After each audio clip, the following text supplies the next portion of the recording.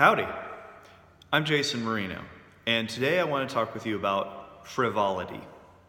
Now, something that is frivolous is something that we call something unimportant, something of little worth. And so, with a definition like that, it's no wonder that frivolity is oftentimes ignored, not really considered to be a part of productivity. But you see, it's the very fact that frivolity is of little importance that it is so important. Now, whenever we think of frivolity, we think of things that are considered a waste of time. But when we say a waste of time, we're thinking of things that aren't meant for productivity. They aren't meant like as our work. They aren't meant for pushing us or growing in some way. They're just things that we just enjoy just for the fun of it, just for the sheer joy of doing it. Now, these might be things like, drawing, or singing, or building in the workshop, or tinkering on the car. It might be cleaning up around the house, and it might even be just watching your favorite show, playing your favorite video game. It could be going for a walk, looking in the forest, finding a place to hike, or it could be jogging or doing a race for the fun of it. It could be all these things, but the point being is being something that a person does for the joy of it rather than because it's a task to get done. Now, that's the thing about frivolity, is that it is an opportunity for the mind and the body and the spirit all together to not worry about the results, to not worry about what is being done and not worry about a task.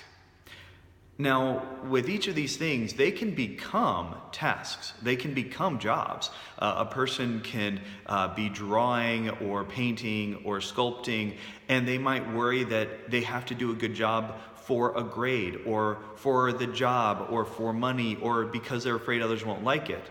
But that's very different from doing it because they enjoy it and they're not worried that other people will like it. Rather, they're just doing it because they want to.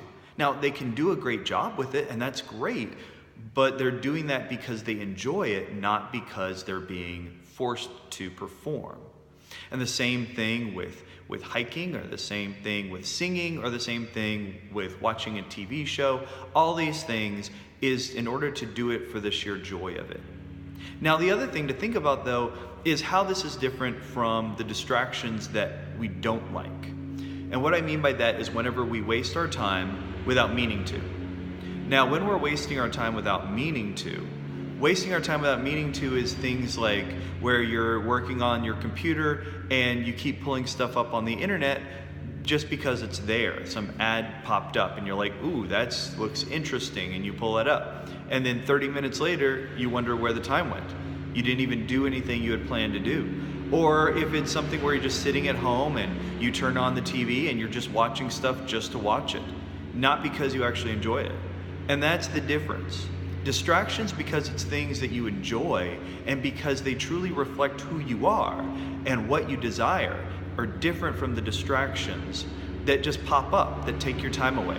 Because those kinds of distractions don't invigorate you, they don't strengthen you, and later when you have to get back to work, you are not rested and strengthened for that work. So the question is, what are the habits or what are the hobbies that you truly want to do because you enjoy them rather than just to distract you?